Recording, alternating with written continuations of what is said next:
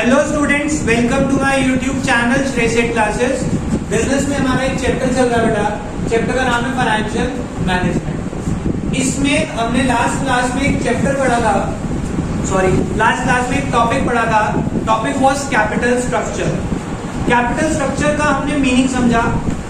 क्या था capital structure का मतलब? इधर देखेंगे बेटा कि कैपिटल में कितना पोर्शन हम डेब्ट से लगा रहे हैं और कैपिटल स्ट्रक्चर में कितना पोर्शन हम इक्विटी से लगा रहे हैं। इन दोनों के प्रोपोर्शन या कॉम्बिनेशन को हम बोलते हैं कैपिटल स्ट्रक्चर।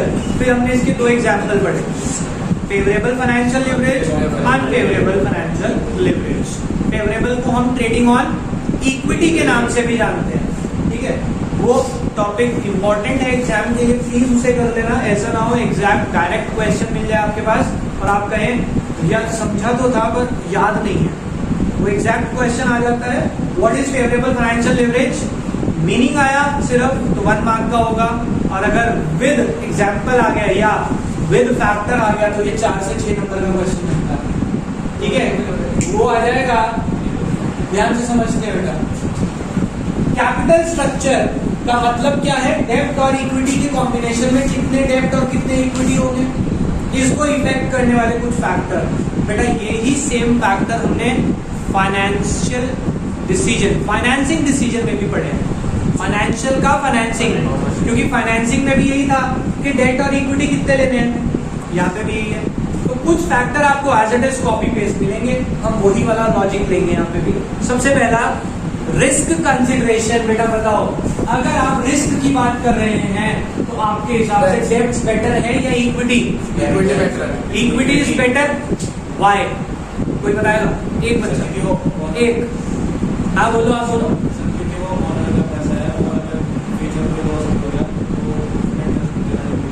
आप लिख के क्या आएंगे? मुझे टू द पॉइंट एक लाइन में बताया।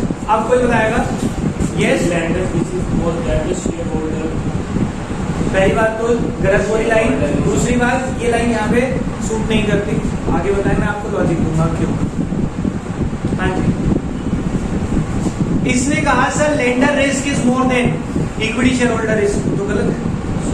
लेंडर का रिस्क तो कम होता है क्योंकि उसे तो इंटरेस्ट मिलना ही मिलना है। इक्विटी का रिस्क ज्यादा होता है।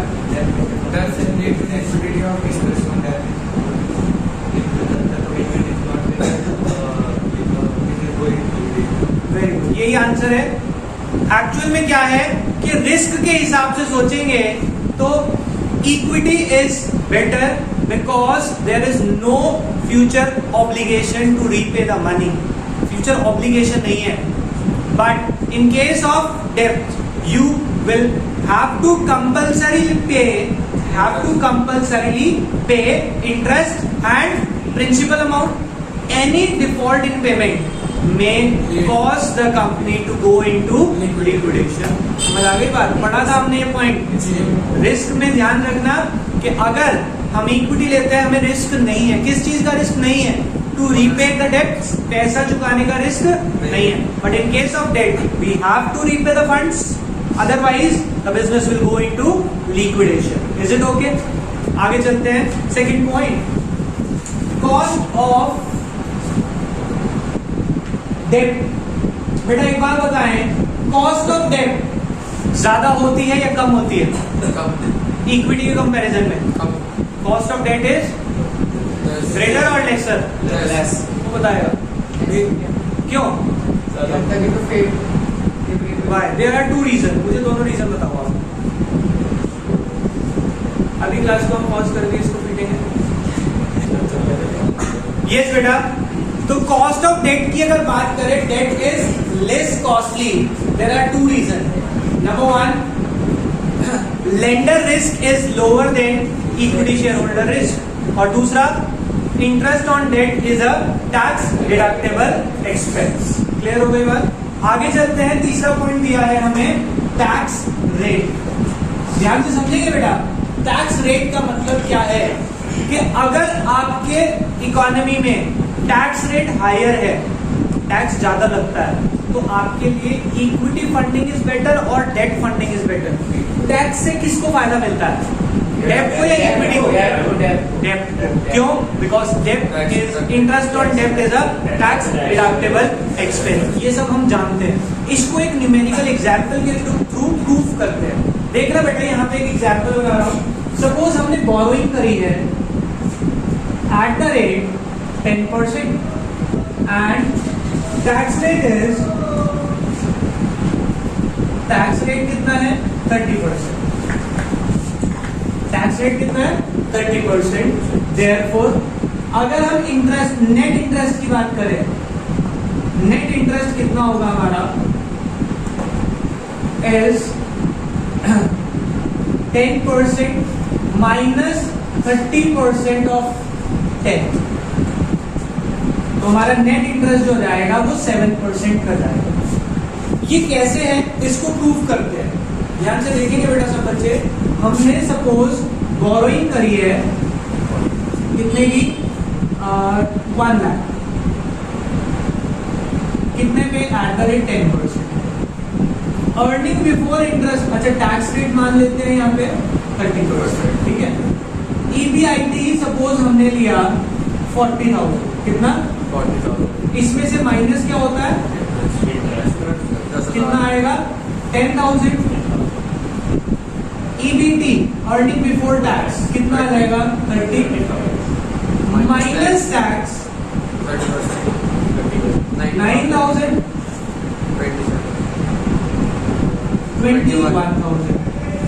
नाउ सपोज कि हमने ये बोरोइंग करी ही ना होती, हमने बोरोइंग नहीं करी होती, अर्निंग तो फिर भी 40,000 की होती, इंटरेस्ट ना देना पड़ता, प्रॉफिट बिफोर टैक्स आ जाता 40,000, टैक्स देता मैं 12,000 का, मेरी अर्निंग हो जाती 28। मुझे अर्निंग पे बात नहीं करनी। इस इंटरेस्ट की वजह से मेरा टैक्स में कमी आई। कितने की? 3,000 की। ऑल्दो टैक्स पेमेंट मेरी कितनी है? ऑल्दो मेरी इंटरेस्ट की पेमेंट कितनी है? इंटरेस्ट पेमेंट इज 10,000, बट इस इंटरेस्ट की वजह से टैक्स सेविंग कितनी हो गई? 3,000 की। बेसिकली मेरी जेब से नेट इंटरेस्ट कितना गया? नेट इंटरेस्ट जो गया वो 7,000 का गया, इसने मेरा टैक्स बचा लिया। तो ये जो 7,000 है ये बोरोइंग का कितने परसेंट हुआ? 7%। बोरोइंग का कितना हुआ? 7%। हेंस ये जो बात थी ये प्रूव हो गई। यहाँ पे मैंने करके दिखाया एग्जाम्पल, ठीक है। पढ़ते हैं एक बार। Since interest on debt is a tax deductible expense, कह रहे क्योंकि डेट पे जो इंटरेस्ट है वो क्या है? टैक्स डिडक्टेबल एक्सपेंस है। Cost of debt is affected by tax rate, कह रहे डेट पे जो कॉस्ट होती है वो टैक्स रेट से इफेक्ट होती है। A higher tax rate makes the debt relatively cheaper and hence more of debt can be use, तो हम ज्यादा डेट यूज करते हैं। फॉर एग्जाम्पल बोरोइंग है at the rate 10%, tax rate is 30%, means after tax cost of debt is only 7%. Let us understand how 7 कैसे आएगा. Suppose 10% debenture of ₹1 lakh and tax is 30%. EBIT is 40,000 minus interest कितना किया? 1 लाख का 10% 10,000. EBT कितना आ गया? 30,000. नीचे देखो क्या लिखते हैं. Therefore tax at the rate 30% of 30,000 is 9,000. If there is no debt, अगर डेब्ट ना होता तो मुझे टैक्स कितने पे देना पड़ता बेटा? 40 पे. कितना? 12,000. Therefore tax saving due to debt is 3,000. So net interest payable is 10 minus 3 7,000, which is 7% of ₹1 lakh. समझ आ गई बात? ये इन्होंने प्रूव करके दिखाया तो मैंने आपको समझाया. कोई प्रॉब्लम किसी को? आगे चलते हैं. Return on investment. Return on investment. बेटा पहले टॉपिक समझ लेना आप क्या कर रहे हैं. Capital structure. क्या कर रहे हैं? कैपिटल स्ट्रक्चर में डेट लगाऊं या इक्विटी लगाऊं उसका डिसीजन ले रहे हैं आप, है ना. अगर return on investment rate of interest से ज्यादा है तो हम डेब्ट लेंगे या इक्विटी लेंगे? कल हमने पढ़ा था फेवरेबल फाइनेंशियल लिवरेज। मैंने क्या कहा, अगर return on investment interest rate से ज्यादा है, इंटरेस्ट ऑन डेब्ट, तो हम क्या लेंगे, डेट या इक्विटी? डेब्ट लेंगे। लोकेश कंफ्यूज हो चुका पूरी तरह से इस चैप्टर में, ओवर कॉन्फिडेंस की। आपने जो कमाया वो ज्यादा है किससे, जो आप इंटरेस्ट दे रहे हैं, तो obviously debt financing is better, क्योंकि आपकी फंड्स तो आपके पास ही रहेंगे और आप दूसरे के फंड से पैसा कमा रहे होंगे यहाँ पे। This is the situation of favourable financial leverage. याद आ गया, हमने कल ही पढ़ा इसको। आगे चलते हैं, अच्छा एक बार पढ़ लेते हैं। When ROI यानी return on investment of a company is higher than rate of interest on डेब्ट, then it can use more of debt to increase the earning per share, क्योंकि इससे हमारी अर्निंग बढ़ जाती है। नेक्स्ट, कैश फ्लो पोजीशन के हिसाब से बेटा which one is better? Debt. क्यों? क्योंकि भैया बताया ना, इंटरेस्ट तो हमारे पास कॉन्स्टेंट आएगा ही आएगा। तो डेट पे एक ही पंगा होता है कि उसका इंटरेस्ट रेगुलरली देना पड़ता है, और अगर कैश फ्लो पोजीशन अच्छी है तो हमारी डेट फाइनेंसिंग बेटर है, क्योंकि वो रिस्क क्या कहते हैं, उसकी कॉस्ट कम हो रही है। क्योंकि उसकी कॉस्ट कम होती है तो जो रिस्क था वो तो खत्म ही हो गया, क्योंकि हमारा कैश फ्लो अच्छा है। पढ़ते हैं, देखो क्या लिखते हैं। Size of projected cash flow must be consider before borrowing. कह रहे बोरो करने से पहले कैश फ्लो जरूर देख लेना। अगर कैश फ्लो अच्छा है तो क्या करें, बोरोइंग ले लें। Full stop.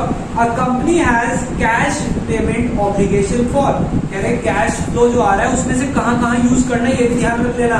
Number 1, normal business operation, for investment in fixed asset and for payment of interest and repayment of principal. कहते नॉर्मल आपको दो खर्चे तो लगने ही लगने हैं, एक तो रूटीन एक्सपेंस और एक फिक्स्ड एसेट का खर्चा। अगर वो बियर करने के बाद आपके पास कैश बचता है तो आपको इंटरेस्ट और प्रिंसिपल भी चुकाना है। अगर इतना कैश फ्लो है then it is always advisable to go for debts. Debts जरूर लीजिए। आगे चलते, कॉस्ट ऑफ इक्विटी। बताओ बेटा, कॉस्ट ऑफ इक्विटी क्या होती है? ध्यान से समझेंगे। इक्विटी शेयर से पैसा लेने की बदले जो इक्विटी शेयर होल्डर की एक्सपेक्टेशन है उसको बोलते हैं कॉस्ट ऑफ इक्विटी। मतलब आपने मुझे फंड्स दिए, आपने कहा सर हम आपकी कंपनी में पैसा लगाना चाहते हैं एज अ शेयर होल्डर। तो एज अ शेयर होल्डर आप मेरे पास पैसा लगा रहे हैं, तो जो पैसा आप लगा रहे हैं आपके पैसे को रिस्क है या नहीं? As a share holder obviously है। कैसा रिस्क कि सर अगर मेरी कंपनी ने कमाया तो मैं दूंगा, नहीं कमाया तो। अब वो जो रिस्क आप ले रहे हैं मुझे पैसा दे के, उसके बदले में आप कुछ रिटर्न चाहते हैं। रिस्क लेने के बदले में कुछ प्रॉफिट चाहेंगे ना आप, तो जो आपकी एक्सपेक्टेशन है that is cost of equity to me. मुझे वो इक्विटी लेने की कॉस्ट है जो आपकी एक्चुअल में एक्सपेक्टेशन है। क्लियर? अगर मेरी कंपनी, ध्यान से सुनना, ये अगली बात बता रहा हूं, अगर मेरी कंपनी डेब्ट्स ज्यादा बोरो करती है तो क्या आपकी एक्सपेक्टेशन मेरी कंपनी से और बढ़ेगी या नहीं बढ़ेगी? आप शेयर होल्डर हैं, सुनना, आप शेयर होल्डर हैं, इसमें कुछ मैं पूछ नहीं रहा। अब मैं कहीं और से बोरो कर रहा हूँ, तो मेरे बोरो करने पे आपकी मेरे से उम्मीद बढ़ेगी या नहीं बढ़ेगी? नहीं बढ़ेगी। पता है क्यों? सोचना ना बेटा, सुनो, मैं बोरो कर रहा हूँ, इसका मतलब मुझे इंटरेस्ट कमिटमेंट फुलफिल करनी ही पड़ेगी। भाई लोन ले रहा हूँ तो इंटरेस्ट तो देना ही पड़ेगा ना। अब मैं जितना लोन लेके इंटरेस्ट दूंगा, आपका रिस्क उतना ज्यादा बढ़ गया। आपका रिस्क बढ़ गया नहीं बढ़ गया? कैसे बढ़ गया? कि यार ये जो कमाएंगे इन्हें पहले तो ब्याज ही देना है, बचेगा तो हमें मिलेगा, यानी कि आपका रिस्क बढ़ा। और अगर आपका रिस्क बढ़ता है तो क्या आप एक्सपेक्टेशन ज्यादा करेंगे? भाई रिस्क ले रहा हूं तो प्रॉफिट भी ज्यादा चाहिए। तो यही दो बातें यहाँ पे लिखी हुई है, एक बार पढ़ते हैं। It means, cost of equity means expected return on equity capital for assuming the risk. कह रहे इक्विटी वाले जो आपसे एक्सपेक्ट करते हैं, किसके लिए? For expecting the risk, risk लेने के लिए जो वो मांग रहे हैं आपसे। It is the rate of dividend. और आप में से मांग कैसे सकते हैं? In the form of dividend only, क्योंकि आप शेयर होल्डर है तो आपको तो डिविडेंड ही मिलेगा। व्हेन अ कंपनी इंक्रीजेस डेब्ट, कह रहे जब भी कंपनी अपना डेब्ट बढ़ाती है, the financial risk faced by equity share holder also increases, तो आपका रिस्क बढ़ेगा। कॉन्सिक्वेंटली, इसी वजह से there Dzire rate of return में इंक्रीज, इसीलिए आपकी जो इच्छा है रिटर्न की वो भी बढ़ जाएगी। क्लियर हो गई बात? कोई प्रॉब्लम? बहुत टेक्निकल पॉइंट्स लिखे होते हैं, अगर आपके दिमाग में रहेगा तो आप लिखा होगा। तो इसलिए बोलता हूँ कि जब टेस्ट देना हो ना ऐसे टॉपिक्स का, गो फॉर वीडियोस, एक बार देख लेना, जल्दी याद हो, वरना हेडिंग के अंदर का मटेरियल याद करते करते थक जाओगे। क्लियर हो गई बात? आगे चलते हैं, फ्लोटेशन कॉस्ट। फ्लोटेशन कॉस्ट का मतलब क्या होता है बेटा? आपको बताया था, cost of issuing equity share. Equity share को बेचने के लिए आपको प्रोस्पेक्टस इशू करना पड़ता है, आपको एडवर्टीजमेंट करना पड़ता है, कमीशन देनी पड़ती है। जो खर्चे आप शेयर को इशू करने में लगा रहे हैं उसे फ्लोटेशन कॉस्ट बोलते हैं। और अगर फ्लोटेशन कॉस्ट ज्यादा है तो क्या इक्विटी से पैसा लेना चाहिए? नो। डेब्ट सस्ते पड़ेंगे ना फिर, क्योंकि इसमें महंगाई बहुत बढ़ रहा है। देखो क्या लिखते हैं, cost of raising fund is called flotation cost. For example, cost of advertising, cost of printing prospectus, etc. Public issue of share require considerable expenditure. उसमें considerable expenditure हो रहा है आपका. Getting a loan from financial institution may not cost so much. कह रहे loan लेना शायद इतना महंगा ना पड़े, इसलिए go for debts. Clear? Last point, control. आप सब जानते हैं आपकी कंपनी में कंट्रोल कौन कर सकता है, डेब्ट या इक्विटी? इक्विटी। डेब्ट लेने से क्या आपका कोई कंट्रोल खत्म होता है? कंट्रोल तो तब भी आप पे रहता है अगर आप डेब्ट ले रहे हैं। तो आप अगर कंट्रोल को लेके टेंशन में है तो डेब्ट से पैसा लेंगे या इक्विटी से?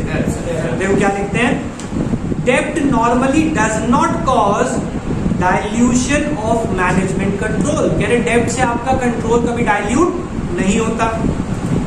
Does not cause dilution of management control over business. While issue of equity share may reduce management holding in the company. कह रहे लेकिन इक्विटी से आपकी होल्डिंग कम हो जाएगी। There is a threat of takeover also. और आपको खतरा हो जाएगा कि शायद आपकी कंपनी को कोई और कंट्रोल कर ले। तो इसीलिए अगर आपको कंट्रोल का डाउट है, do not issue equity share. समझ आ गई बात? तो इसी के साथ हमारा एक कैपिटल स्ट्रक्चर का जो फैक्टर्स वाला टॉपिक है वो खत्म हो गया। बाकी करेंगे नेक्स्ट क्लास में। अभी के लिए बाय बाय।